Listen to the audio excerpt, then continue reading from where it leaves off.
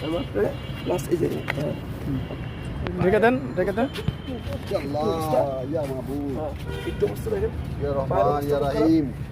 এবং কি এটা ঢেকে দেন। এ কি অবস্থা? ছি ছি ছি ছি। আল্লাহ মাবুদ রক্ষা করো। আসসালামু আলাইকুম। আমার নাম শওকত, আমি পর্যটন ভবন এখানে চাকরি করি। আমি রাস্তা চলার পথে বিভিন্ন জায়গায় এরকম একটু আগে যাকে দেখছেন ওনার মতো অনেকেই দেখি, কিন্তু এনাকে দেখে একটু খারাপ লাগতো।